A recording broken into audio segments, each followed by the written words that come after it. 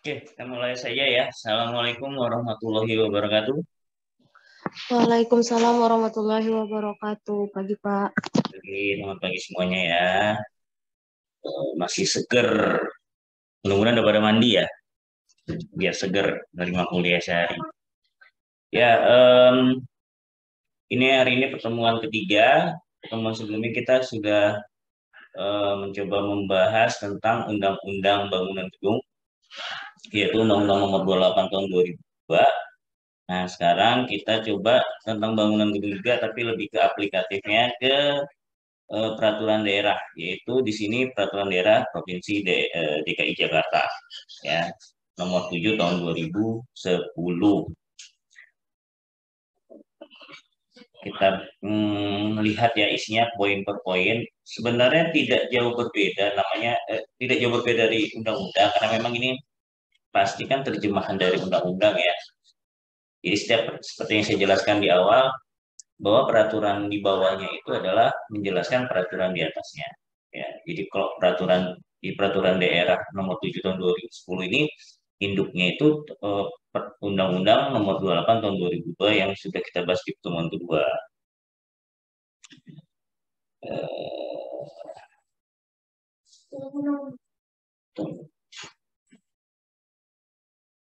ya ini. Em, Kalau di sini memang agak sedikit berbeda dari undang-undang tentang penyelenggaraan bangunan gedung. Di sini penyelenggaraan bangunan gedung dalam pengertian Perda DKI itu adalah pemanfaatan, keselamatan, kenyamanan, keseimbangan, dan keserasian bangunan gedung dengan lingkungannya. Jadi lebih apa ya? Lebih eh, bukan detail ya, lebih ke keinginan dari masing-masing pemerintah daerahnya, ya, bahwa di DKI Jakarta itu mementingkan adanya keselamatan, kemudian ada keseimbangan, ya.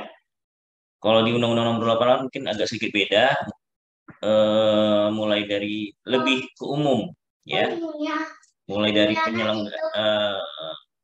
kalau penyelenggaraan itu mulai dari perancangan kalau tidak salah saya ya. Oh, ini internetnya mati deh. Zoom saya masih nyala nggak ya? Nyala, Pak. Nah ya, kok di HP saya, saya di kampus nih wifi-nya, kok di HP ini apa? Ntar mati lagi, itu lagi jalan. Ya, kemudian eh, nah, ruang lingkupnya itu apa saja di Perda DKI Jakarta? Yang pertama tentang fungsi, tentang persyaratan teknis, kemudian tentang penyelenggaraan bangunan gedung tadi, kemudian tim ahli bangunan gedung. Jadi tim ahli bangunan gedung ini bisa diambil atau diangkat dari PNS-nya sendiri, ya, PNS mungkin PNS PU-nya atau segala macam, tergantung dari kebutuhannya. Bisa diambil dari tim profesi, ya, bisa diambil dari tokoh yang dianggap ahli dalam satu bidang dan seterusnya, ya. Dan ini nanti ada SK-nya sendiri, beda ya, ada SK-nya sendiri. Kemudian ada penyedia jasa konstruksi, ya, membahas tentang penyedia jasa konstruksi nanti ada di eh, eh, pasal-pasal berikutnya. Peran serta masyarakat, pembinaan dan sanksi. Nah, penyelenggaraan bangunan gedung meliputi pembangunan, pemanfaatan, pelestarian, pembongkaran bangunan gedung. Kemudian, nah, eh, bangunan gedung itu kan perlu ini ya, dikendalikan. Artinya tidak boleh sembarangan orang membangun gedung, ya, baik itu luasannya dan ketinggiannya, kemudian fungsinya. Nah, itu semua dikendalikan oleh IMB, SLR, kemudian adanya bukti kepemilikan bangunan gedung, baru persetujuan rencana teknis bongkar bangunan gedung. Khusus untuk yang D itu biasanya untuk bangunan konservasi, ya. Biasanya untuk bangunan konservasi atau bangunan yang sudah tua. Karena belum tentu semua bangunan tua itu adalah bangunan konservasi, ya. dinilai dulu ada nggak sejarahnya. Kalau memang ada sejarahnya bisa dianggap bangunan konservasi. Tapi kalau enggak ya dia tetap dianggap bangunan tua. Nah, bangun tua atau bangunan yang sudah habis masa hitungan konstruksinya. Ya, jadi kalau bangunan tinggi kan biasanya ada hitungan konstruksinya ya. Ini mau dipakai selama berapa puluh tahun, misalnya 50 tahun. Nah, ketika 50 tahun nanti dicek lagi apakah masih bisa diperpanjang usia bangunannya ya. Kalau masih bisa berapa tahun lagi. Tapi kalau memang itu sudah dianggap kurang aman, nah itu harus dibongkar. Nah, inilah nanti berdasarkan tim adanya persetujuan rencana teknis bongkar bangun gedung yang dikeluarkan atau bukan dikeluarkan, tapi diperhitungkan oleh tadi tim ahli bangunan gedung tadi. Ya, IMB izin mendirikan bangunan. Nah itu ketika bangunan mau dibangun itu harus ada izin. Ya itulah izin mendirikan bangunan. Nah itu dilihat apakah sesuai dengan peruntukan lahannya, ya, apakah sesuai dengan KDB dan segala macam. Jadi dilihat mengenai peraturannya biasanya. Ya. Dan itu diajukan sebelum bangunan akan dibangun. Kemudian SLF itu sertifikat layak fungsi. Ya. Ketika bangunan sudah selesai, itu tidak boleh langsung digunakan. Harus dilaporkan ke pemerintah daerah apakah bangunan ini sudah layak fungsi. Layak fungsi itu artinya segala macam utilitasnya itu sudah ada. Jadi uh, plumbing atau air bersihnya ada, sistem pembuangan air limbah atau air kotornya sudah berfungsi, ya, listriknya sudah ada, kalau memang ada liftnya sudah bisa berfungsi dan seterusnya.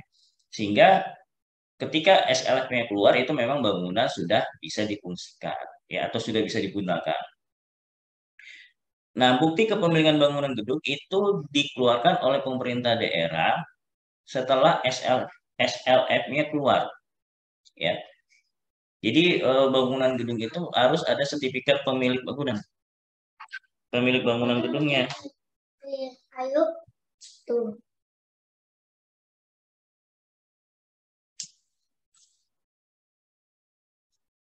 Bentar ya.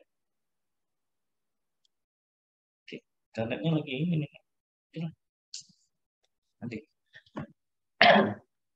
Ya, kemudian aduh situ ya. Kemudian ya. Jadi setelah SLF keluar baru pemilik gedung itu bisa mengajukan bahwa itu bangunan miliknya gitu ya. Jadi bukan hanya tanah aja yang punya sertifikat kepemilikan tanah, tapi bangunan gedung juga seharusnya harus ada sertifikat atau bukti kepemilikan bangunan gedungnya. Oke, nah biasanya bukti kepemilikan bangunan gedung ini, kalau kalian punya apartemen itu kan Anda hanya punya hak atas gedungnya ya, itu pun hanya per unit apartemen yang Anda beli. Nah itu ya salah satunya itu. Jadi Anda punya bukti bahwa Anda punya pemilik gedung, bagian dari pemilik gedung, ya itu. Nah itu harus ada atau sering kita dengar tuh strata title ya, sertifikat strata title. Nah strata title ini harus ada, bisa ada kalau SLF-nya sudah keluar. Sampai sini ada mau tanya nggak?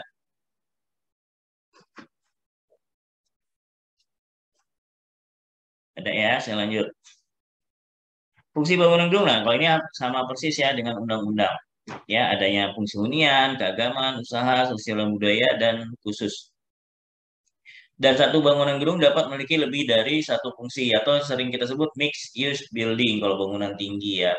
Atau kalau rumah tinggal aja kadang-kadang kita bisa buka warung, ya, atau buka salon, atau buka kantor. Ya, kalau misalnya kalian nanti sudah jadi arsitek, mungkin baru mau merintis usaha, kayak saya juga kantornya masih di rumah ya, masih di rumah karena belum begitu saya seriusin ya untuk kantor ini karena saya juga lagi sekolah ya, lagi sekolah masih ngajar, jadi waktunya belum ada. Bahkan banyak proyek yang udah saya tolak ya, karena memang lagi konsentrasi dengan sekolah saya yang belum kelar-kelar ini. Fungsi dan klasifikasi bangunan gedung harus sesuai. Nah ini ya, fungsi dan klasifikasi bangunan gedung harus sesuai dengan RT RW, RDTR, peraturan zonasi dan atau panduan rencana kota. Atau kalau lebih detailnya namanya, kalau dulu namanya KRK, Ketetapan Rencana Kota, tapi sekarang diganti jadi IRK, Informasi Rencana Kota. Ya, jadi KRK atau IRK ini berisi biasanya minimal 2 lembar kertas ya. Yang pertama itu peta tapak yang kalian miliki, ya, peta tapak yang kalian miliki.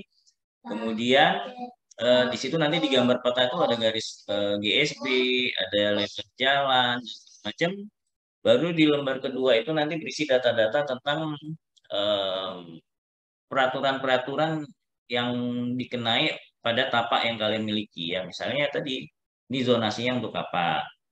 Ya, apakah itu untuk perumahan atau perkantoran atau ibadah atau pendidikan dan segala macam. Kemudian nanti KDB-nya juga ada di ERK tersebut, ya berapa KDB-nya, KLB dan seterusnya. Ya. Fungsi dan klasifikasi bangunan gedung disusulkan oleh pemilik bangunan gedung, ya. Ya, karena kita yang tahu ini kita mau buat apa? Buat sekolah. Berarti fungsi bangunannya itu pendidikan, ya. Kita yang mengajukan. Sama ini fungsi hunian ada rumah tinggal tunggal, deret, susun, dan sementara. Fungsi keagamaan, bangunan masjid, gereja, dan seterusnya. Fungsi usaha ada perkantoran, perdagangan, perindustrian, perhotelan, wisata, dan seterusnya. Kalau fungsi hunian untuk tempat tinggal ya, tempat tinggal. Kalau keagamaan ibadah, kalau usaha itu adalah bangunan yang apa ya? Bangunan yang bertujuan untuk komersil ya, untuk mencari keuntungan, misalnya kantor, mall dan seterusnya ya. Kemudian sosial budaya kebalikan dari fungsi usaha ya. Jadi walaupun dia tetap ada perputaran uang di situ, tapi itu bukan menjadi bagian utama ya, bukan menjadi aktivitas utama. Jadi sifatnya lebih ke arah ini tadi sosial ya, atau pertunjukan penggelaran budaya ya, kayak museum dan segala macam ya. Bukti khusus ini sudah ada khusus tentang reaktor nuklir, dan ini biasanya bangunan pemerintah. Bangunan pemerintah maksudnya yang ini ya, yang dua ini bukan bangunan pemerintah kayak kantor pemerintah, bukan. Ada yang mau ditanya? Kalau ada boleh nanya langsung ya, jangan nunggu saya. Kalau lagi saya ngomong, kalau memang ada yang mau tanya atau mau chat ya, nanya via chat juga boleh. Fungsi bangunan gedung berdasarkan ini. Fungsi bangunan gedung bisa dibagi atas beberapa klasifikasi berdasarkan kompleksitasnya. Ini sama ya, di undang-undang juga ada. Ya, di undang-undang juga ada berdasarkan tingkat kompleksitas, ada gedung sederhana, tidak sederhana, dan bangunan khusus ya. Kemudian ada tingkat permanensinya, permanen, semi permanen, atau darurat. Risiko kebakarannya ada kebakaran tinggi, tingkat tinggi, sedang, dan rendah. Zonasi gempa, nah ini ada nanti ada peraturannya sendiri. Lokasi, di lokasi padat, sedang, atau rendah. Kalau di Jakarta tahu nggak tingkat kepadatan penduduk yang paling tinggi di mana kalau Jakarta, DKI Jakarta? Jakarta Barat ya, paling tinggi tuh. Saya dulu pernah baca nonton laporan bahwa dalam saking padatnya ya, rumah itu hanya 1 kali 12 meter. Jadi lebarnya cuma 1 meter. Ya, panjangnya 12 meter ke belakang, dan itu dihuni oleh 12 orang. Jadi bayangin Ya, jadi satu kakak itu 12 orang mungkin, maaf, bukan kakak kayaknya, saya nggak dijelasin. Mungkin tas teman kerja kali ya, dari kampung jadi kerja, jadi kuli bangunan, tapi saya nggak tahu juga sampai sebegitu padatnya rumahnya. Ya,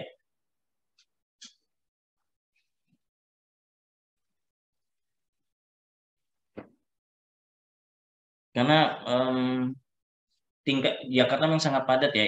Mungkin mungkin dari kalian yang dari luar Jakarta tinggal dari Jawa sana atau bahkan kayak kayak saya dari Medan aja dulu pertama kali pindah ke Jakarta saya kaget-kaget sebenarnya ya melihat padatnya Jakarta, rumah-rumahnya masuk gang-gang.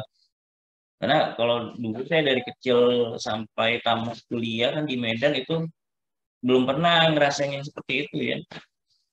Ya, jadi ini kayak shock culture juga lah sama saya.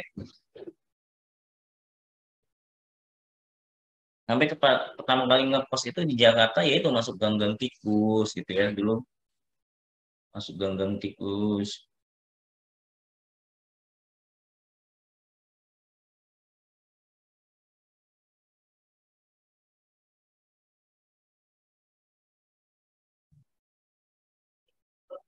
Oke, sorry tadi wifi kampusnya terputus. Sampai mana tadi? Jangan saya ngomong ngarul ngidul udah tentang mana tadi? Jakarta Barat, Pak. Hah? Kepadatan penduduk di Jakarta, Pak. Oh, padatan ya, tentang kepadatan. Oke.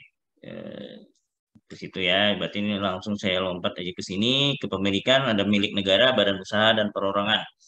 Berarti ini milik negara, bangunan pemerintah, badan usaha itu punya perusahaan, perorangan itu milik pribadi ya. Kalau aja. Ini terakhir saya pakai headrest internet HP nih. Biasanya nggak pernah kayak gini nih wifi kampus. Hmm, tiap orang yang memiliki sebagian atau seluruh. Nah ini tadi ya. Jadi orang bisa memiliki sebagian atau seluruh bangunan gedung. Nah biasanya kalau yang sebagian kayak tadi apa apartemen ya, karena apartemen itu kan unit hunian yang em, disusun secara vertikal dan dia bisa dimiliki secara apa, sewa atau bisa dimiliki atau dibeli ya. Em, Nah, itu bukti kepemilikan gedungnya itu bisa diterbitkan setelah memiliki IMB dan SLF gitu ya. Dalam satu gedung dapat diberikan lebih dari satu surat bukti kepemilikan gedung tadi.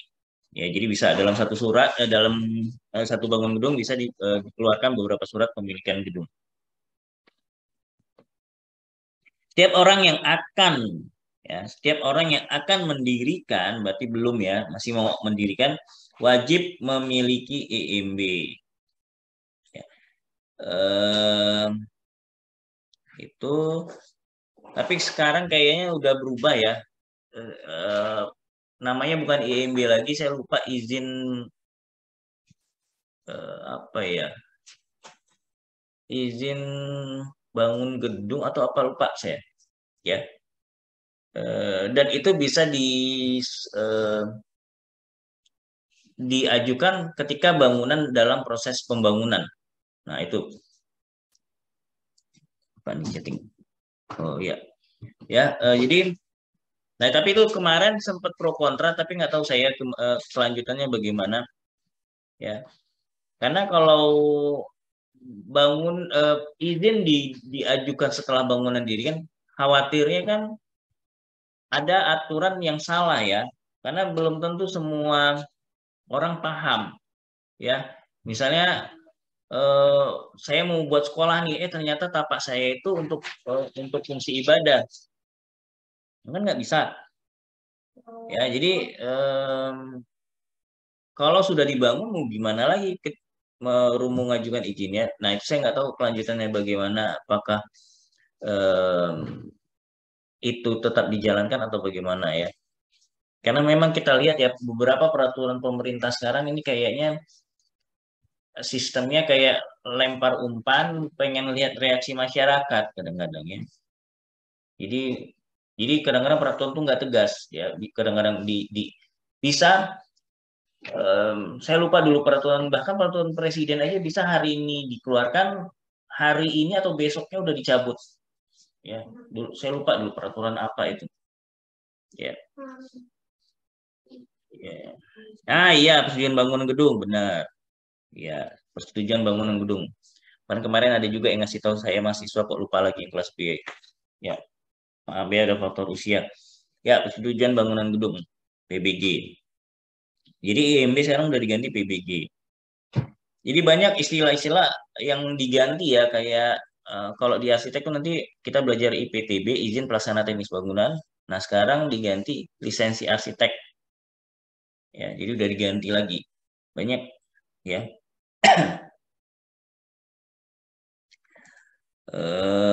Saya lanjut.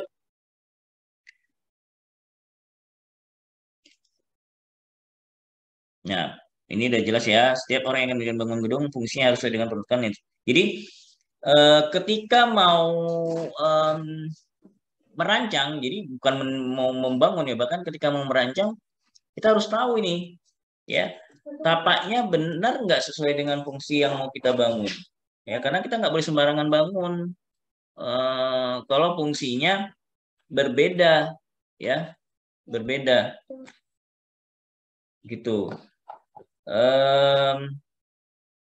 Belum lagi KDB ya. Jadi jangan-jangan ketika kita bangun KDB-nya itu terlalu besar gitu.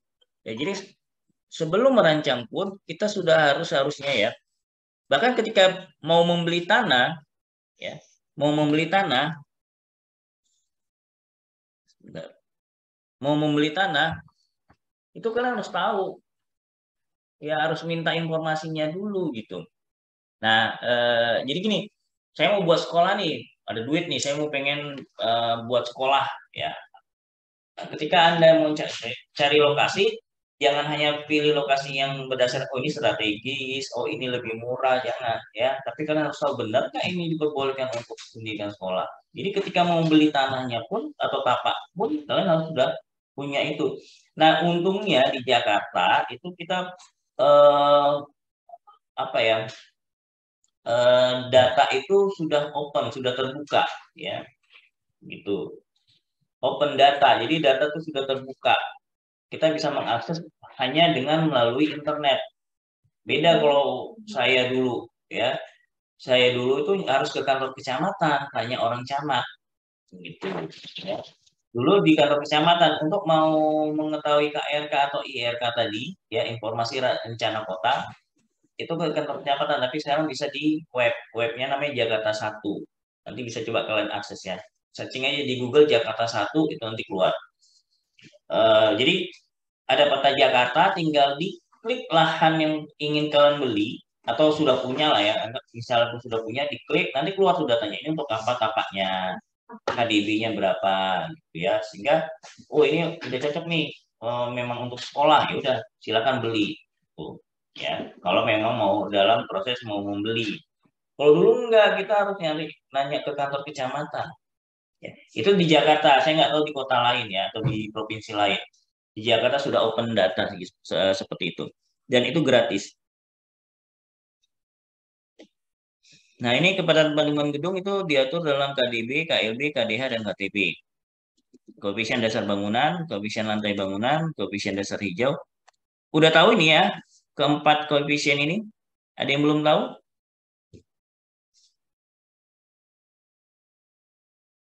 Karena setahu saya ini ada yang lompat ya dari bukan di semester, saya ini kan semester 7 ya, kalau semester 7 harusnya udah tahu. Tapi ada yang di bawah-bawah ini. Kalau nggak tahu tanya aja ya, jangan malu nanti dianggap bodoh, jangan ya.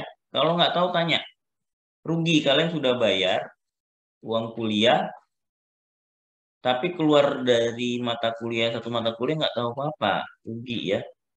Tanya aja.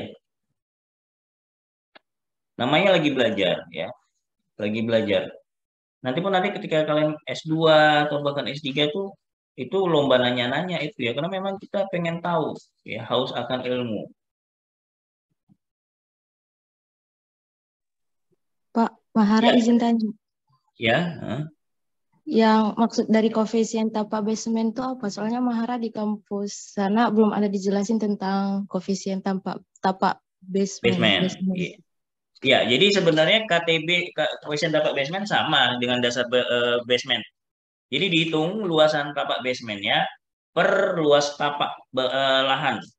Sama kayak KDB sebenarnya. Bedanya kalau KDB kan lantai dasarnya yang dihitung. Ya, kalau basement ya basementnya. Karena kadang-kadang tidak selamanya basement itu satu linear dengan bangunan di atasnya. Jadi kalau misalnya ada tower, belum tentu ya dari basement sampai ke tower itu sama. Kadang-kadang basementnya lebih lebar di bawah, gitu. Jadi sama aja kayak KDB. Cuma bedanya yang dihitung basementnya bukan lantai dasarnya. Bisa, ada? Bisa, Pak. Ya. Oke, kemudian ketinggian bangunan gedung. Ya. Jadi sebenarnya KLB ini nanti ujung-ujungnya kan menghitung berapa sih dia boleh dibangun tinggi ketinggian bangunan, misalnya apakah harus 10 lantai atau harus 12 lantai KLB ya. Ujung-ujungnya seperti itu sebenarnya. Tapi nanti di ERK sendiri ada peraturan KB-nya, ketinggian bangunan. Artinya berapa sih ketinggian bangunan maksimal yang diperbolehkan di tapak yang kalian miliki? Nah, itu ada. Itu diatur di KB, apakah 20 lantai, apakah 30 lantai gitu ya. Jadi kalau KB-nya 20 lantai berarti bangunan yang boleh dibangun itu maksimal 20 lantai. Di luar basement, ya basement nggak dihitung. Jadi kalau misalnya basementnya ada 3 lantai, ya udah itu nggak dihitung. Hanya dihitung dari mulai lantai dasar sampai ke atas ya, ketinggian bangunan. Nah ini ketinggian bangunan gedung yang berdekatan dengan bandara itu nanti diatur sendiri. Ya, karena nanti ada peraturan kawasan keselamatan operasi penerbangan. Itu nanti ada diatur sendiri. Ketentuan jarak bebas bangunan itu diatur di GSB ya. Jadi tapak itu nanti ada tapak jadi secara garis besarnya tapak itu berdasarkan jarak itu jarak antar bangunan ada 2, tapak renggang sama tapak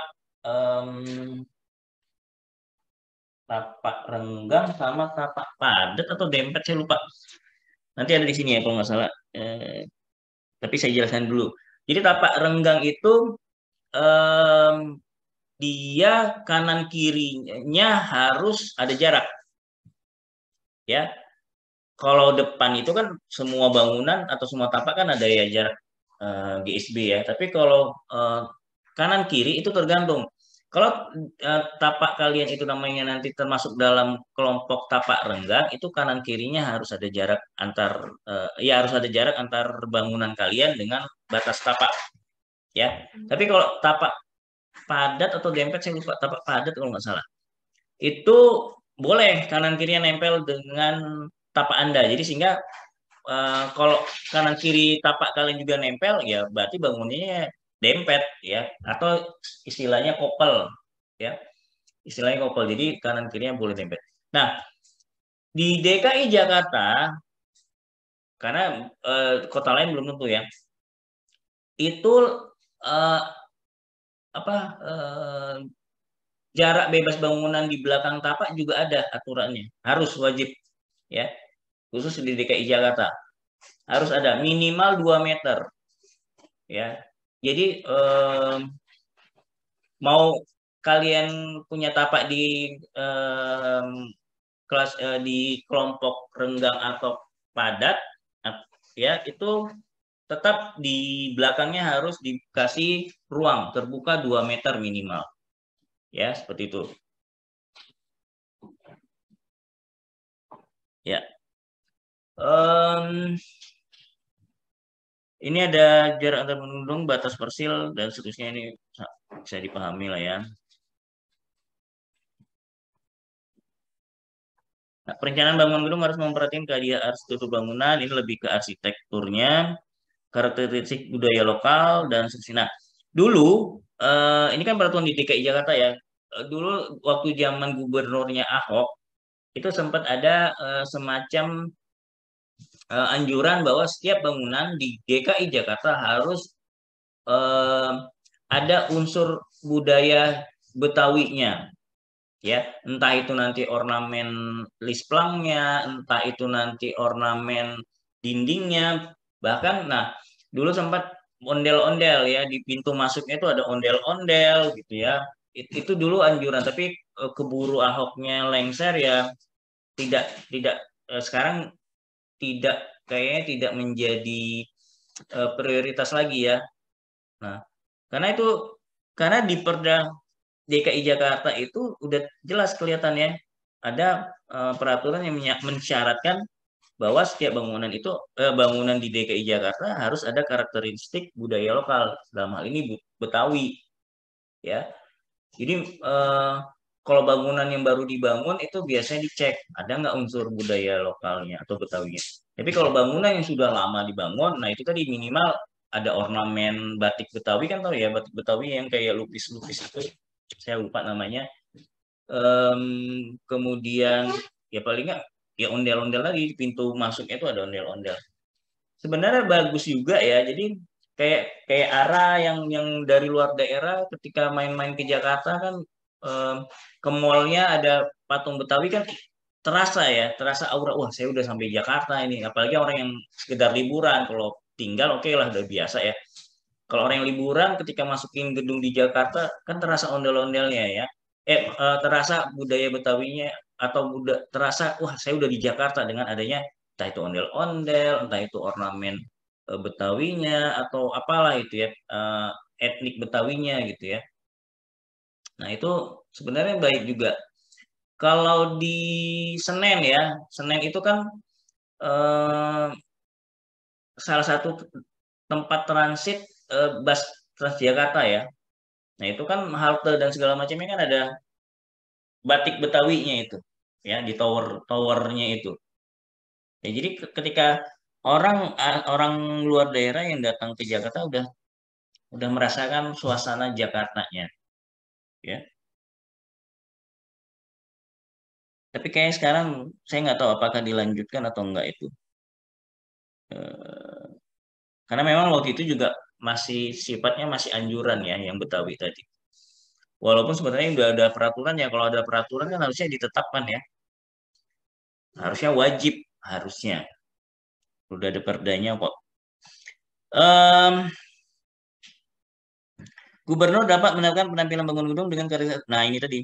Ya, gubernur dapat menetapkan penampilan bangunan gedung dengan karakteristik arsitektur tentu pada satu kawasan. Ya. Tapi ini tidak Betawi aja. Contohnya misalnya daerah Kota Tua, ya itu kan daerah konservasi, banyak bangunan-bangunan Hindia Belanda ya. Ya. Nah, itu gubernur boleh ya menetapkan bahwa bangunan yang akan dibangun di situ harus seperti itu ya. Untuk menampilan karakteristik kawasan tersebut ya. Nah, itu dikeluarkan dengan keputusan gubernur. Persyaratan tata ruang dalam yaitu ada fungsi ruang, ada efisiensi, efektivitas, keselamatan dan seterusnya ya. Nah, ini juga nggak boleh sembarangan ya, karena ya tadi tinggi pelanda dasar ya, tinggi lantai dasar itu maksimal 1,2 meter dari muka jalan ya. Jadi kalau misalnya nih UMJ depan jalannya kan Jalan Cempaka Putih Tengah 27. Nah, itu maksimal ketinggian lantai dasarnya itu 1,2 meter, nggak boleh lebih. Karena kalau lebih terlalu ini ya, merusak estetika. Ya, dianggap terlalu merusak estetika. Ya. Mau nanya Pak, ini kan kebetulan di dekat rumah saya memang ada daerah yang banjir gitu ya Pak. Jadi bangunannya itu naik, ada beberapa bangunan yang naik itu sekitar 1,5, bahkan ada yang hampir 2 meter. Nah, itu bagaimana Pak? Nah, itu seharusnya nggak boleh. Nggak boleh. Itu apa ya? Pemda setempat itu berhak ya, berhak untuk menegur atau memberi peringatan, atau kalau sudah terlanjur ya itu tergantung mereka mau diapain ini sanksinya. Seharusnya nggak boleh ya. Banyak, bukan banyak ya, biasanya di ini townhouse ya, townhouse di daerah Citos, di belakang-belakang Citos tuh saya kan ngikutin Instagram ya, Instagram tentang properti rumah-rumah itu. Nah, itu banyak townhouse yang memang tinggi 2 meter bahkan ya. Jadi naik ke ruang tamunya itu, jadi di bawah itu eh, agak nurun dikit untuk garasi ya, sama ruang servis, ruang ruang tidur asisten rumah tangga, ruang kerja dia, dapur kotor dan segala macam. Jadi lantai dasarnya atau ruang tamunya itu naik bisa 2 meter ya, tapi itu tadi ya tergantung pemdanya sebenarnya ya. Em, Ketat enggak dia ya, kalau enggak ya udah dibiarin aja.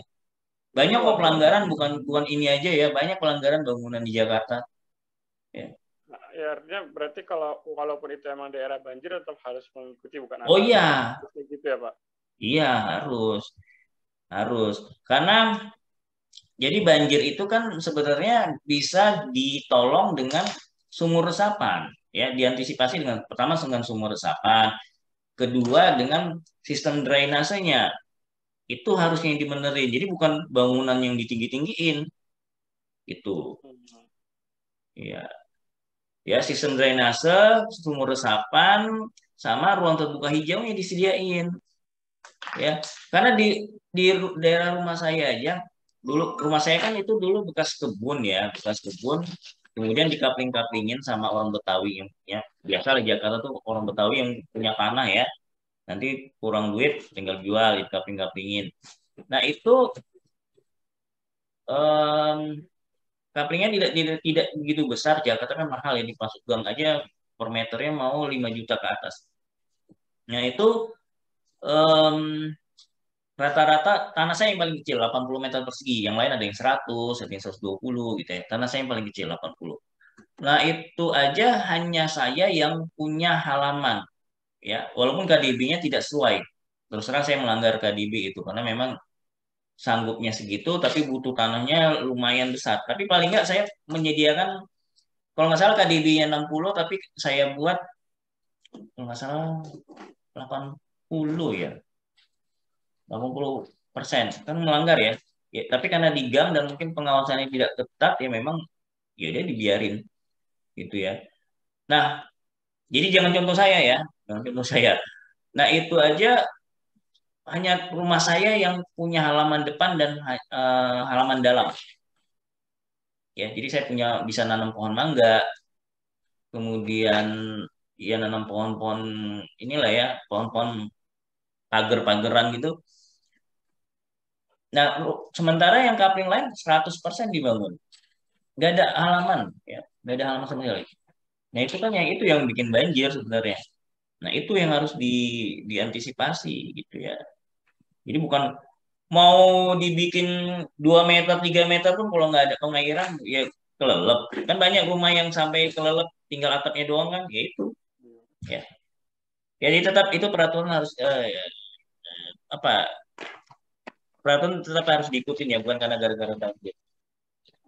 Berarti Ya kalaupun bisa. misalnya ya, Kenapa? berarti kalaupun misalnya dibuat gaya-gaya panggung pun tetap harus 120. Oh, Nah, panggung beda.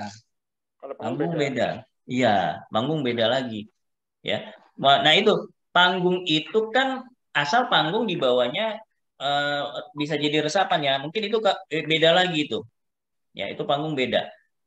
Karena panggung itu kan lantai dasarnya kan ada ya, lantai dasarnya yang di dasar gitu.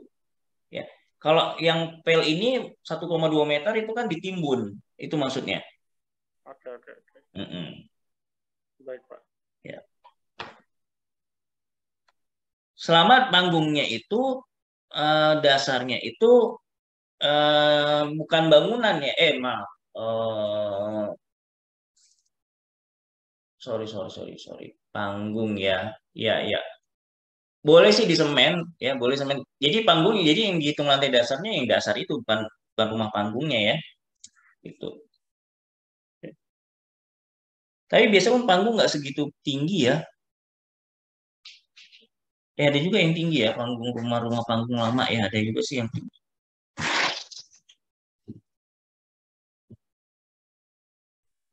Kalau rumah panggung kayaknya itu ada aturan khususnya deh kayaknya. Karena ini yang diatur di pasal 31 tuh pel ya, pel itu yang ditimbun, ya, yang ditimbun.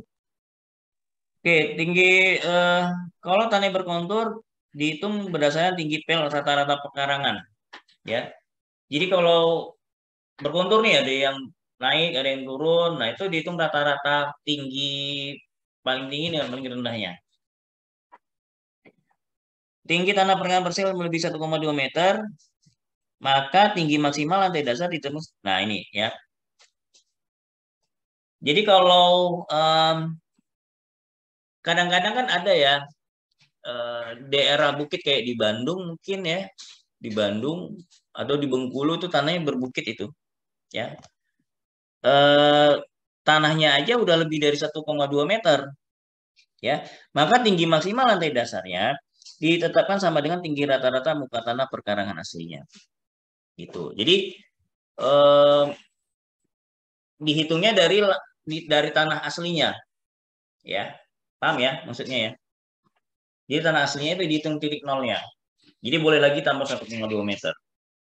Gitu. Sorry, tinggi maksimal lantai dasarnya ditetapkan sama dengan tinggi rata muka permukaan aslinya. Ya. Jadi kalau sudah terlanjur tinggi tanahnya, mungkin 2 meter dari muka jalan, nah tinggi tanah itu yang dipakai. Ya. Jadi jangan ditambah lagi maksudnya. Boleh 2 meter, boleh 3 meter, asal memang itu tanah aslinya yang segitu tingginya. Ya, kayak di Bandung kan udah banyak itu ya, tanahnya seperti itu. Asal jangan hasil timbunan, ya. Asal jangan hasil timbunan, nggak boleh. Jadi kontur aslinya seperti itu, itulah yang dipakai untuk lantai dasar kita yang dibangun. Oke, terus ini juga sama. Jadi kalau misalnya tapak kalian punya banyak beberapa akses jalan ya, misalnya ini biasanya bangunan publik lah, bukan rumah tinggal. Entah itu mall, entah itu perkantoran, maka perhitungan lantai dasarnya dia dihitung dari permukaan jalan yang paling lebar atau paling besar, gitu ya. Itu kan biasanya jalan sirkulasi utamanya.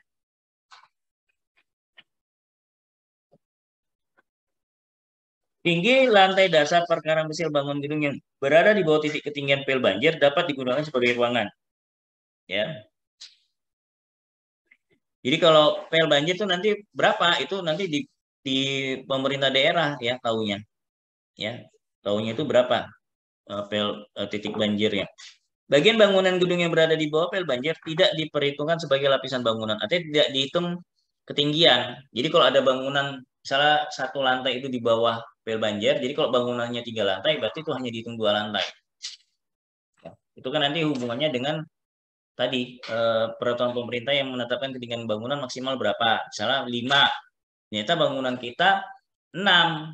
Tapi 1 lantai di bawah itu ada di bawah pel banjir, nggak apa-apa. Berarti hanya 5 lantai kita, dan itu berarti sesuai dengan peraturan pemerintah yang mensyaratkan tadi 5 lantai tadi. Paham ya di sini ya? Kalau nggak paham tanya ya, karena apa ya?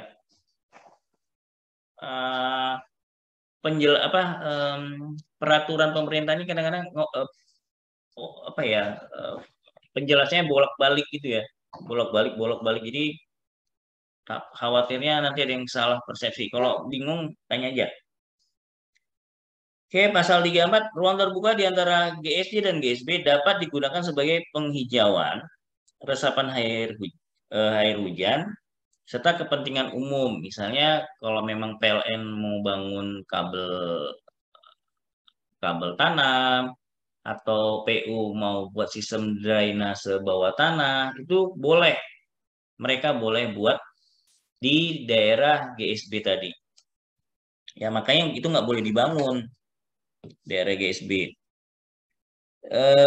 Nah, tapi boleh dibangun di daerah GSB dengan ketetapan sebagai berikut di pasal 35.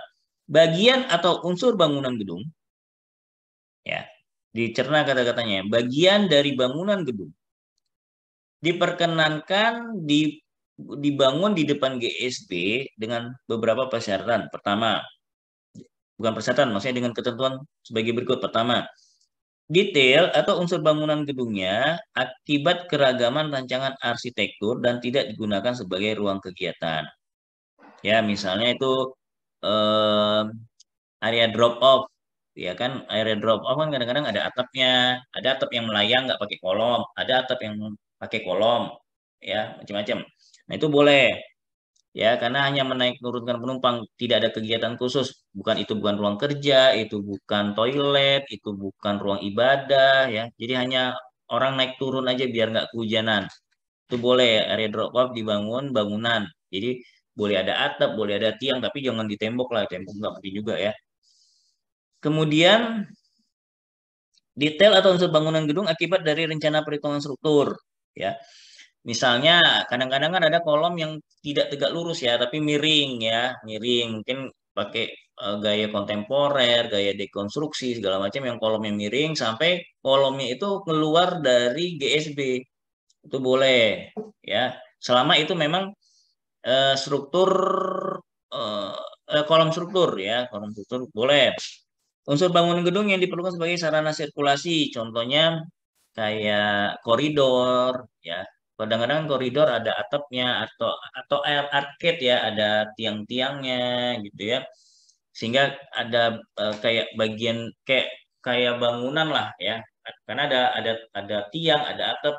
Nah, itu boleh di GSB sepanjang itu merupakan bukan sirkulasi utama ya. Jadi hanya menghubungkan antar bangunan saja. Dan kenapa? Karena ketika misalnya itu dibongkar itu tidak mempengaruhi apa ya?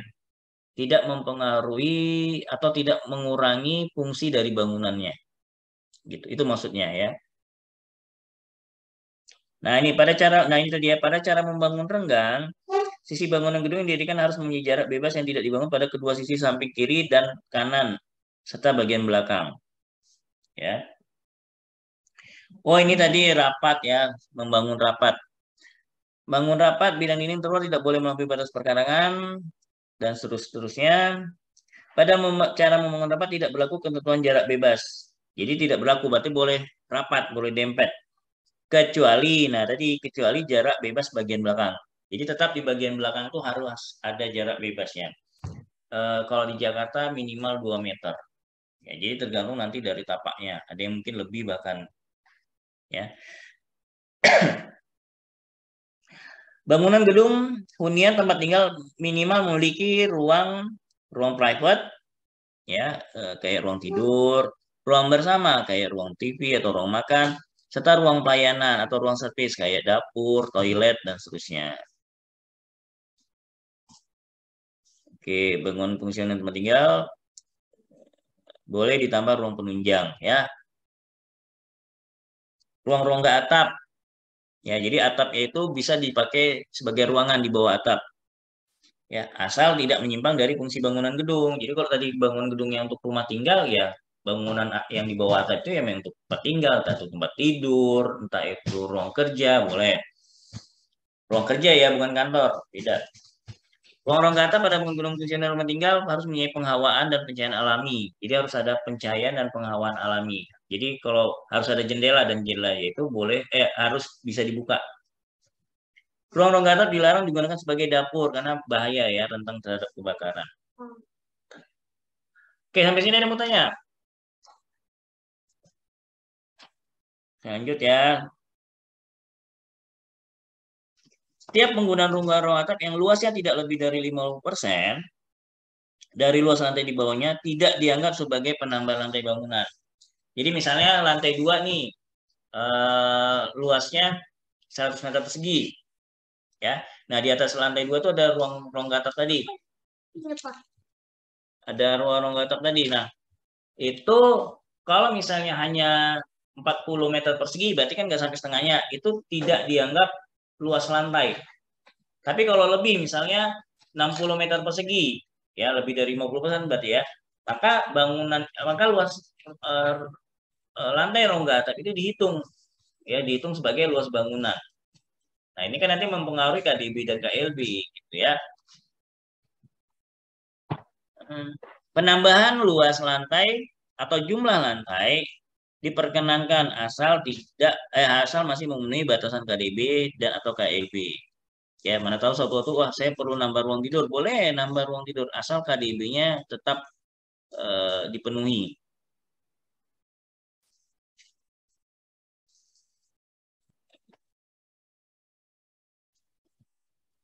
Ya, saya pengen kalian keluar dari mata kuliah saya ini nanti selesai pengen harus tahu ya peraturannya. Karena kita mendesain itu banyak batasan. Mulai dari keinginan klien, ya. Jadi kita nggak sembarang aja desain ini itu. Kliennya pengen apa? Pengen gaya, misalnya gaya klasik, gaya minimalis itu satu. Kedua berdasarkan anggaran, ya. Nanti klien mau minta yang wah, ternyata duitnya hanya segini misalnya. Jadi kita bisa menyarankan, maaf Pak, dengan biaya segini Bapak hanya bisa buat segini misalnya. Ketiga, banyak ya material. Oh, pengennya material seperti ini. Wah, maaf Pak, di Indonesia belum ada.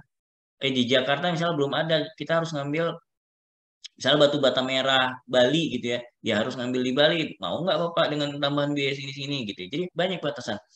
Termasuk peraturan daerah. Ya, ini peraturan seperti ini. Kayak tadi kan PIL kita tahu ya tidak boleh seperti ini. Kemudian ruang-ruang nggak atap nggak boleh luas-luas Pak. Jangan sampai lebih dari setengah ya Pak. Karena KDB Bapak udah habis nih, udah dipakai semua. Jadi kalau Bapak mau buat rongga atap, ruang di bawah rongga atap hanya bisa 50% loh Pak. Kalau supaya tidak dihitung luas bangunan gitu. Ya Pak. Tapi kalau KDB-nya masih lebih ya silakan. Ya. Jadi banyak ya. Jadi saya pengen kalian itu benar-benar mencernanya dan memahaminya, ya. Sehingga nanti ketika mendesain menjadi arsitek tahu gitu ya. Nah, Pak mau nanya Pak. Ya. Kalau misalnya waktu dulu bangunan itu misalnya maksimal itu 2 atau 3 lantai. Kemudian kan ada perubahan peraturan. Misalnya daerah Jakarta sudah boleh dari 3 lantai ke 4 lantai gitu misalnya. Jadi kita berarti boleh nambah lantai 1 lagi apa gimana itu Pak nanti? Oh boleh. Jadi kalau peraturan yang baru itu misalnya justru lebih banyak atau lebih membebaskan boleh. Tapi kebalikannya, misalnya kita udah bangun 10 lantai, ternyata tiba-tiba peraturan baru hanya boleh 5 lantai. Ya nggak apa-apa, udah terlanjur dibangun. Nggak apa-apa. Nggak mungkin kan tiba-tiba dipotong. Tuh, tapi kalau misalnya lebih, misalnya dulu hanya bisa 2 lantai, tiba-tiba peraturan baru 10 lantai. Silakan ikutin peraturan baru. Ya.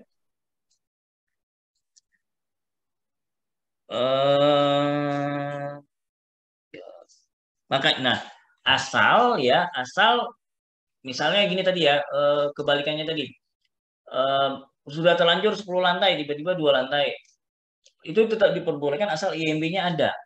Udah duluan ada. Makanya kalau bisa itu tadi. Ya, karena gini, IMB ini walaupun itu harus diajukan sebelum bangunan akan dibangun, tapi boleh dibuat setelah bangunan jadi. Dengan ketentuan itu bangunan udah lama. Ya, karena IMB ini kan saya lupa mulai tahun berapa ada ya. Jadi kalau bangunan lama misalnya udah 20 tahun atau 30 tahun yang lalu udah dibangun, baru mengurus IMB boleh. Ya. Gitu. Nah, makanya itu tadi kalau misalnya peraturan barunya itu ternyata lebih membatasi kayak hanya tadi bangunan kita sudah terlanjur 10 lantai tiba-tiba jadi 5 lantai maksimal itu tergantung dari pemerintah daerah setempatnya ya apakah itu tetap diperbolehkan karena sudah terlanjur dibangun tapi EMB-nya baru lulus sekarang. Nah, itu tergantung dari pemerintah daerah setempatnya apakah diperbolehkan atau malah harus dibangun. Sepanjang itu tidak membahayakan atau yang membahayakan bagi lingkungan sekitar itu mungkin diperbolehkan tetap diperbolehkan ya itu. Jadi kalau bangunan baru, nah kalau bangunan baru tidak ngurus IMB ya tidak ngurus IMB tiba-tiba misal 10 tahun lagi baru kalian urus IMB dan ternyata peraturannya itu mengurangi, nah itu biasanya susah dapat izinnya lagi. Ya, karena udah terlanjur bangunan dibangun tapi sebenarnya kalian membangun itu sudah pada tahap pada periode IMB ini udah ditetapkan gitu ya. Jadi kalau bisa sih sebelum bangunan dibangun uruslah IMB ya. Jangan contoh saya. Saya kemarin itu kepepet tuh artinya gini. Saya butuh rumah, mau nyari yang sesuai IRK itu susah ya.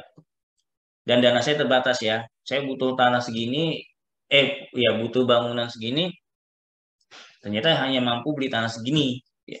Jangan contoh saya ya. Saya minta maaf, saya bukan contoh yang baik. Gitu. Bentar, laptop saya lobet bentar. Ya. Kita makan aja. Lagi selesai.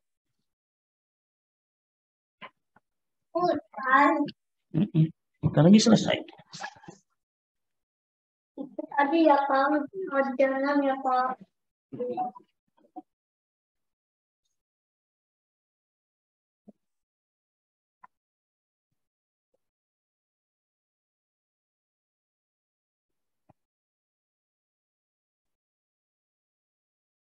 Oke, lanjut.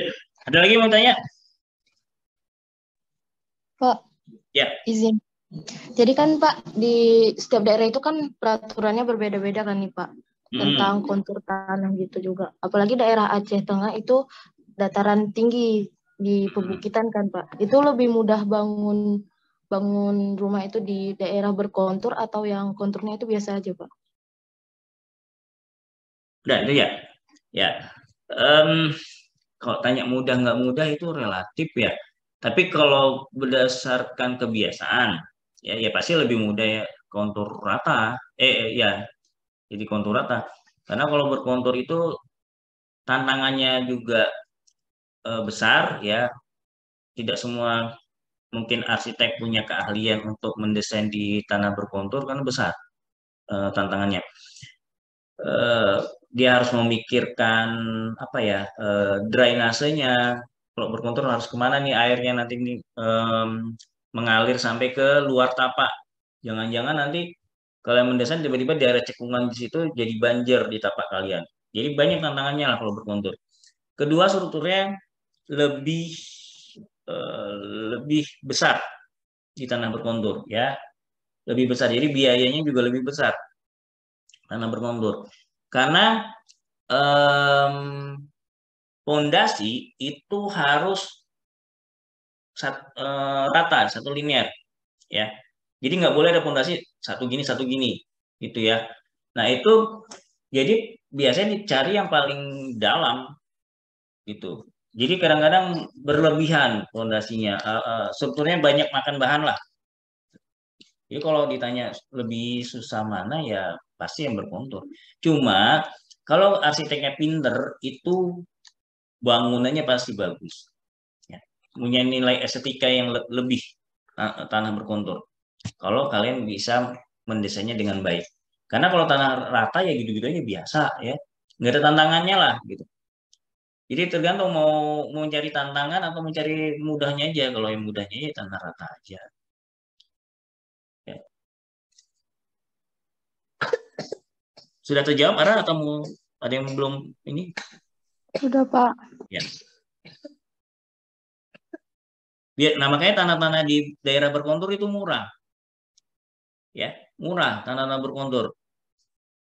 Padahal itu potensi nilai estetikanya lebih tinggi ya. Pasti lebih keren lah bangunan yang berkontur yang dibangun di atas tanah berkontur. Jadi sebenarnya itu bisa dimanfaatin karena tanah berkontur itu pasti dijual murah dibandingin tanah rata. Ya pasti lebih murah. Gitu. Nah, kalau kalian bisa manfaatkan justru udah dapat murah, nilai estetikanya tinggi. Nah, itu kan sebenarnya keuntungan kita ya. Tapi ya tergantung arsiteknya bisa nggak membuat bangunan yang berkontur. Sama yang punya pemilik bangunan, punya duit nggak? Karena strukturnya lebih mahal strukturnya. Oke, prasarana dan setiap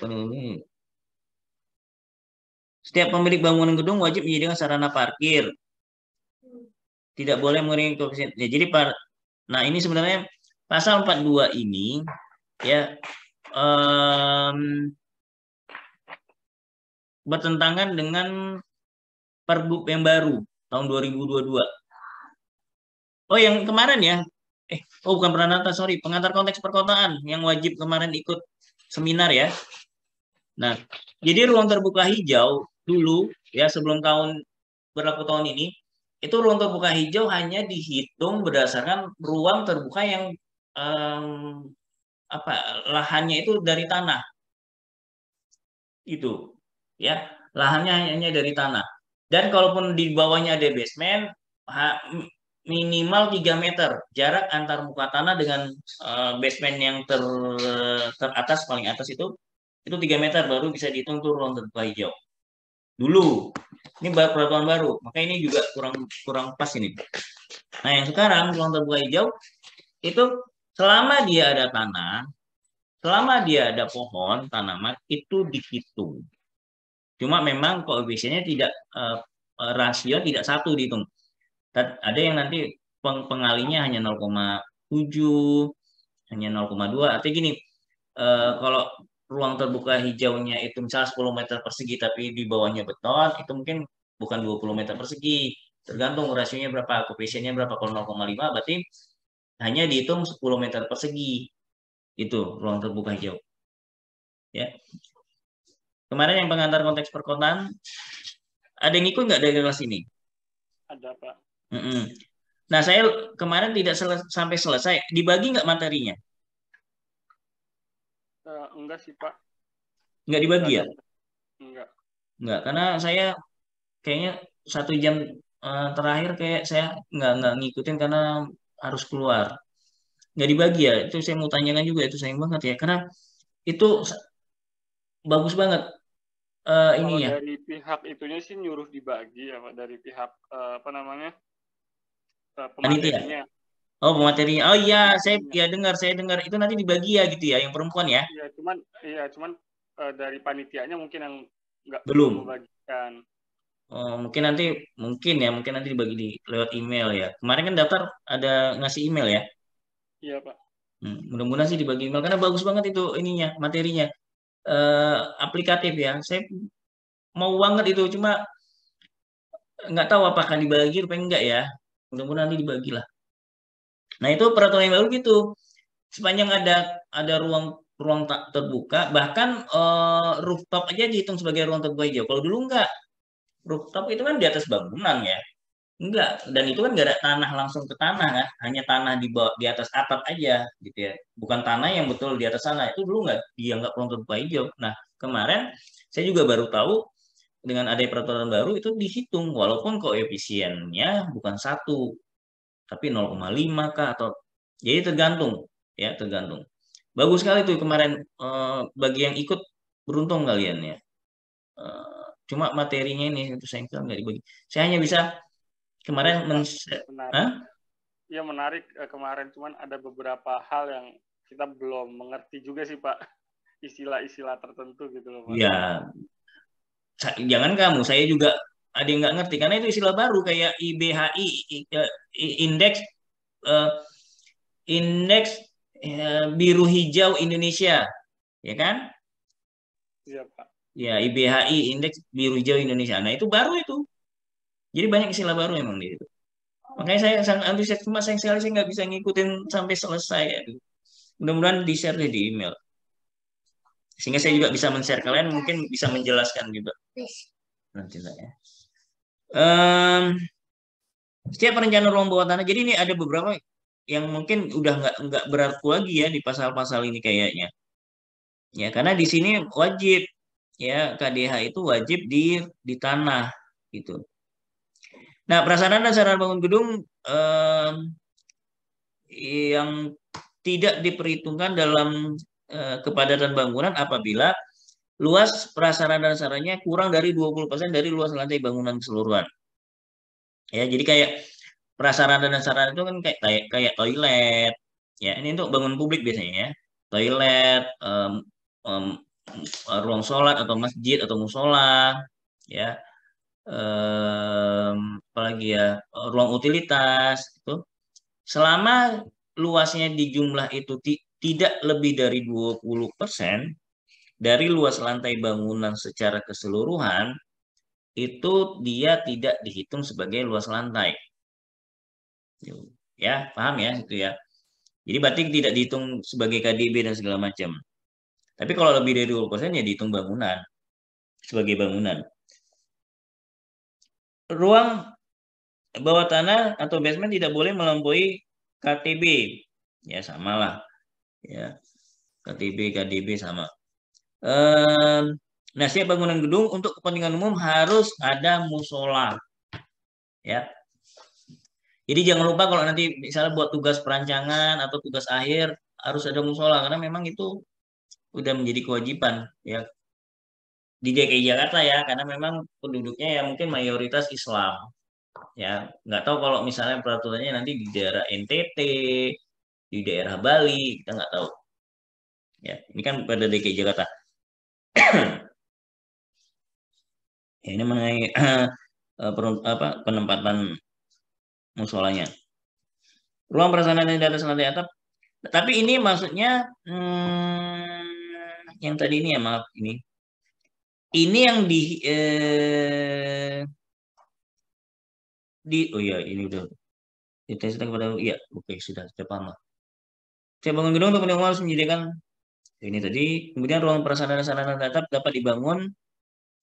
Nah, ruang prasarana dan sarana di lantai atap dapat dibangun ya apabila digunakan sebagai ruangan untuk melindungi peralatan mekanikal, elektrikal, tangki air. Jadi misalnya kayak rumah lift itu boleh di atap ya dibangun ya rumah lift atau toren-toren yang gede-gede itu boleh ya. Nah, tapi luas ruang prasarana dan sarana di lantai atap yang sebagaimana dimaksud tadi di atas tidak boleh lebih dari 50% gitu ya, tidak boleh dari luas lantai atapnya. Oke. Ini juga mezanin sama tidak boleh dari 50%. Kalau lebih itu dihitung sebagai lantai.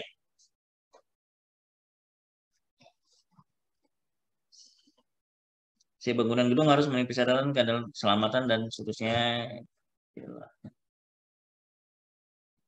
Oke, ini udah cukup teknis yang nggak saya highlight. Saya lewatin aja ya. Banyak nih pasalnya ini. Oh ini ada satu. Oh ini sama ini. IMB, SLR. Ya. Nah ini IPTB. Ya.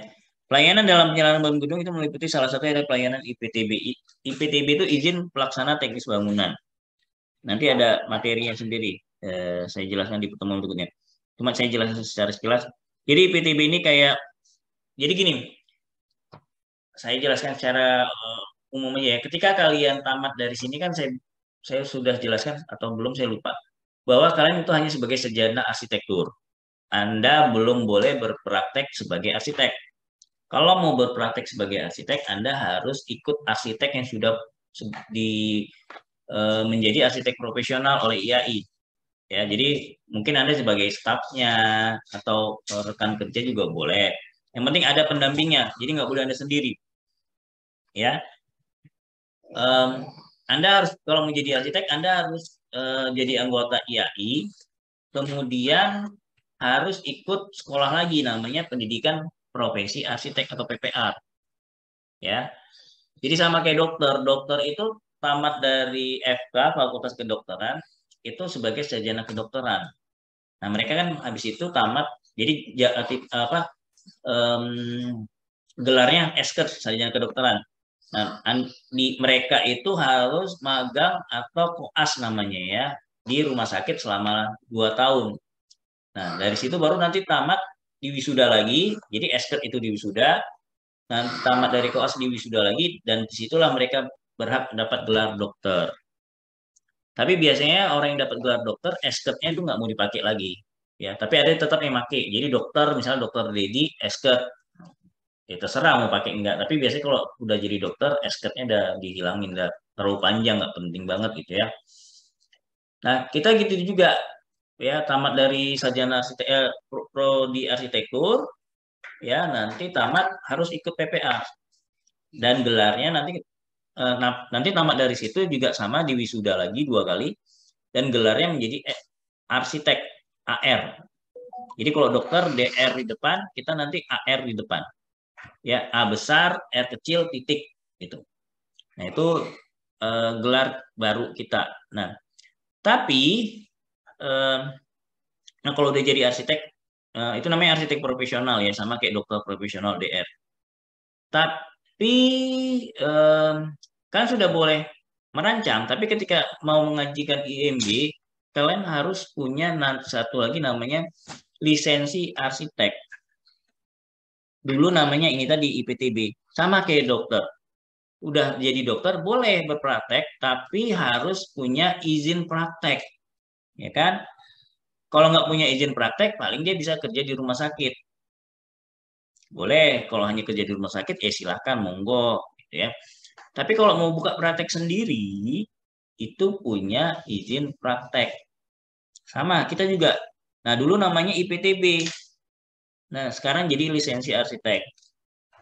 Bagaimana mendapatkannya? Kalian nanti mengajukan ke kantor pelayanan terpadu di Gubernur DKI Jakarta, kantor Gubernur DKI Jakarta. Nanti mereka akan memberi semacam surat untuk minta rekomendasi ke IAI, nanti kita serahkan ke IAI. Nanti IAI akan mengolah apakah kita pantas, dilihat apakah kita punya sudah jadi arsitek profesional. Nah, lupa lagi saya. Ketika jadi arsitek profesional nanti kalian namanya punya STNA, surat tanda registrasi arsitek. Ya. Nah, di situ baru bisa praktek profesi. Nah, ketika kalian minta rekomendasi mau mengurus lisensi, kan dilihat IAI nih, wah punya STNA nggak? Kalau punya biasanya di ACC. Nah, nanti surat rekomendasi IAI-nya kita serahkan lagi ke kantor gubernur tadi. Sehingga keluarlah nanti surat lisensi arsitek atau dulu namanya IPTB. Makanya ini peraturannya mungkin sudah tidak pas lagi nih ya. Jangan-jangan ada peraturan baru nih. Ada beberapa bagian yang udah nggak pas lagi. Kayak IPTB ini sekarang bukan IPTB lagi, IMB pun juga sudah bukan IMB lagi namanya, tapi kok SLF tetap sama SLF. Gitu ya. Jadi kalau kalian arsitek mau merancang ya silakan. Tapi kalau ketika mau rancangan ini mau didirikan dan mau mengajukan IMB, kalau nggak punya lisensi arsitek nggak bisa. Jadi ya mau nggak mau kalian harus mencari teman kolega yang punya lisensi itu ya. Jadi boleh berkolaborasi. Jadi saya yang merancang, misalnya saya nggak punya lisensi, saya yang merancang, saya cari nih arsitek yang punya lisensi. Boleh. Jadi semacam rekanan, gitu ya.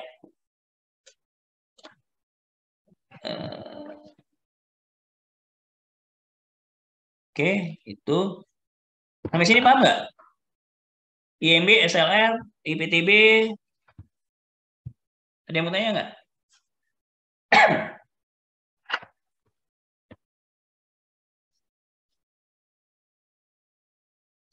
Jadi panjang ya, saya aja ngurus STRA. Dulu kan saya punya, nah dulu STRA namanya SKA. SKA saya udah terlanjur mati karena ketika mati, karena kan ada masa ininya ya berlakunya. SKA saya mati pas saya lagi lanjut S3 arsitektur di UGM. Jadi saya nggak perpanjang karena saya merasa nggak perlu, ya. Kalau kuliah kan saya nggak kayak sekarang saya belum selesai aja banyak proyek yang saya tolak karena saya takut kuliah saya hanya mengajar aja yang saya mau, ya karena mengajar ini udah passion saya lah, ya. Cita-cita saya dari SD itu jadi dosen. Jadi pekerjaan dosen itu bukan kayak beban lagi sama saya, udah jadi kayak hobi yang dibayar lah ya. Nah itu SKA saya udah mati karena sudah terlanjur mati udah berapa tahun ngurus baru. Nah saya ngurus kemarin sekitar akhir Desember atau awal Januari kemarin ya. Sampai sekarang belum keluar karena prosesnya panjang. Itu baru ngurus STRA-nya. Ya. Apalagi yang baru mulai nih baru mau jadi anggota IAI dan segala. Jadi saya sarankan kalau passion kalian memang jadi arsitek, mungkin saya udah pernah jelas juga. segera ya keluar dari atau tamat dari arsitektur ini, jadilah anggota IAI karena panjang. Ya, coba bayangkan kalau saya nggak jadi dosen nih, ya, saya murni bekerja sebagai arsitek. SR saya nggak keluar nih dari, sebenarnya udah keluar ya, sebenarnya udah keluar cuma kemarin ada bermasalah data, jadi harus diulang lagi. Bayangin, anggaplah ya kemarin saya ngurus bulan Januari, saya lupa Desember atau Januari, anggaplah bulan Januari, udah 9 bulan kan, mau makan apa keluarga saya kalau saya nggak punya SRA, ya kan? Jadi kalau kalian mau jadi arsitek, gitu tamat dari prodi itu langsung ngurus IAI, kalau bisa langsung sekolah PPA, ya karena kalian harus sekolah, dan karena kalian harus sekolah, gitu ya, karena kalian harus sekolah. Jadi kalau bisa langsung, ya. Tapi bukan berarti harus jadi arsitek ya, saya juga nggak nyaranin harus jadi arsitek, tergantung keinginan kalian aja lah. Karena keluar dari arsitektur ini kan bisa mau jadi dosen, ya kayak saya yang jadi dosen, mau jadi kerja di bank juga silahkan, ya. Tapi kalau bisa ya jadi arsitek, masa sekolah arsitektur terus nggak mau jadi arsitek untuk apa gitu ya. Jadi kalau bisa sih jadi arsitek. Nah itu kembali lagi ke diri kalian, mau nggak jadi arsitek gitu ya.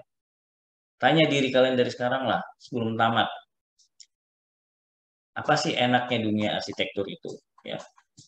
Kalau memang kayak menerima kuliahnya bosen, disuruh buat perancangan arsitektur ogah-ogahan, ya saran saya udah nggak usah dilanjutin, kerja yang lain aja, nggak usah dipaksa. Ya, oke. Ada yang mau tanya nggak?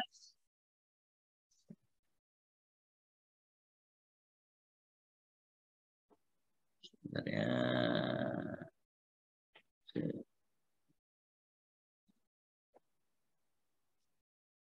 saya absen ya, waktu itu mau habis. Udah habis, Pak. Iya, mau habis. Apa habis, Pak? Iya, ganti kuliah lain. Kan nanti habis itu uang. Kalau udah habis tahu. Aduh, kami. Ada. Berapa? Saya panggil ya namanya ya. Dia Hujan Ramadan? Hadir, Pak. Hadir. Muhammad Hafiz? Hadir, Pak. Hadir. Ihsan Satrio? Hadir, Pak. Hadir. Izzat Zendi? Hadir, Pak. Hadir. Rafi Dwi Pala? Hadir, Pak. Hadir. Reza Mustafa Fahri? Reza Mustafa Fahri. Sekali lagi saya panggil ya. Reza Mustafa Fahri. Ren. Zainal Mustafa. Ada ya? Hadir, Pak. Rafli, ya. Rafli Ferdiansyah. Hadir, Pak. Muhammad Rifki Tamam. Ada, Pak. Raihan Al-Gimari. Hadir, Pak. Siapa Armelia Ibrahim? Hadir, Pak. Reza Pahlevi Nur Islami. Reza Pahlevi Nur Islami. Sekali lagi saya panggil. Reza Pahlevi Nur Islami. Oh ada. Ada ya. Lupi Khairul Akbar. Hadir, Pak. Hadir. Ervin Syah. Hadir, Pak. Pak Ervin. Hadir. Dava Raditya. Hadir, Pak. Dava Raditya. Sekali lagi saya panggil. Dava Raditya. Absen ya. Yohana Dea Rachela. Gimana bacanya nih? Hadir, Pak. Hadir. Mutia Setia Wardani. Katanya lagi di jalan, Pak. Siapanya? Mutia. Lagi di jalan. Waduh, berarti nggak hadir dong, ya. Naria Vidalia Tiara. Kenapa nggak izin kalau lagi di jalan? Naria Vidalia Tiara. Lagi Naria Vidalia Tiara. Rifki Hanifianto. Rifki Hanifianto. Saya, Pak. Dir. Oh tadi, maaf, tadi Mutia Setiawardani sempat masuk atau tadi sempat masuk terus tiba-tiba harus dalam perjalanan atau dari awal nggak masuk? Sempat masuk, Pak. Oh sempat masuk. Benar ya, jangan bohong ya. Mutia Setiawardani tadi sempat masuk ya. Oke. Firman Nur Hidayat. Hadir, Pak. Dir. Nur Asia. Hadir, Pak. Wah, kelihatan orang Medannya tuh. Muhammad Fadil Abdillah. Hadir, Pak. Dir. Ray Fatur Rahman. Hadir, Pak. Dir. Zahra Anindya Pratiwi. Hadir, Pak. Dir. Lutfi Alfian Firdaus. Hadir, Pak. Dir. Rifa Nur Habibah. Hadir, Pak. Hadir, Pak. Dir. Ratu Yasyar Nabila Samsul. Hadir, Pak. Dir. Giska Nurizki Amalia. Saya, Pak. Dir. Muhammad Sidik Al Nawawi.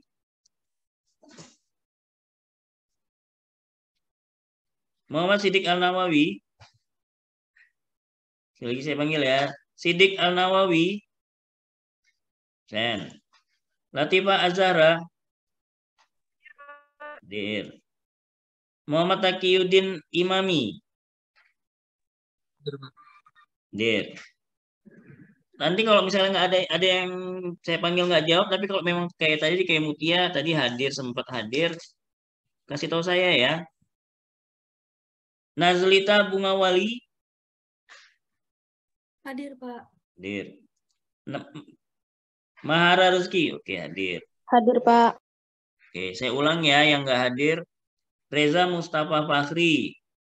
Tolong kasih tahu kalau tadi sempat hadir ya. Dava Raditya. Ini nih yang tidak hadir nih. Naria Fidalia Tiara. Muhammad Sidik Al Nawawi. Oke. Pak, tadi Sidik ada di chat, Ada. Pak. Oh ada ya, oke. Berarti hanya 3 yang tidak hadir hari ini. Reza Mustafa Fakhri, Pak. Dava, hah? Reza di chat ada. Tadi Pak. Reza sempat hadir ya, Pak. Cuman Oh, ada ya? device-nya Ya. bermasalah sih. Ya nggak apa-apa. Saya ulang lagi, berarti yang tidak hadir Dava Raditya, Naria Fidalia Tiara, 2 orang. Ada yang mau komplain tadi hadir? Sempat pernah melihat temannya tadi hadir? Dava Raditya, Naria Fidalia Tiara? Ada ya, berarti hanya 2 yang absen hari ini. Oke, waktunya sudah mau habis. Sebelum ada saya kuliah berikutnya, ada yang mau ditanya nggak?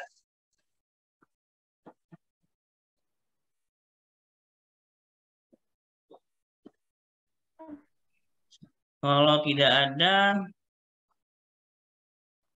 sebentar, saya screenshot dulu ya. Maaf ya, saya screenshot.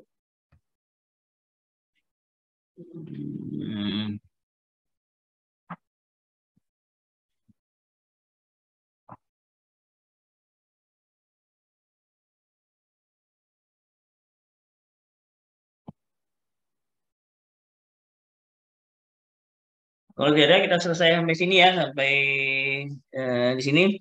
Hati-hati, ini udah pertemuan ketiga, mungkin keempat, kelima itu nanti ada kuis. Kalau bisa hadir, ya, kalau bisa hadir, jangan sampai nggak hadir, karena mungkin ada kuis susulan. Cuma kan saya bilang nggak janji ya. Kalau memang ada waktunya ya saya kuis susulan atau perbaikan, tapi kalau nggak ya apa yang sudah ada lah. Jadi kalau bisa jangan lengah. Biasanya pertemuan keempat itu sudah mulai ada kuis itu. Ya. Kalau tidak ada yang mau ditanya, saya rasa cukup sampai di sini. Terima kasih sudah mau hadir di perkuliahan saya hari ini. Pagi-pagi sudah hadir. Tetap semangat. Sampai ketemu lagi di pertemuan berikutnya. Assalamualaikum warahmatullahi wabarakatuh. Waalaikumsalam warahmatullahi wabarakatuh. Terima kasih banyak, Pak. Saya matikan.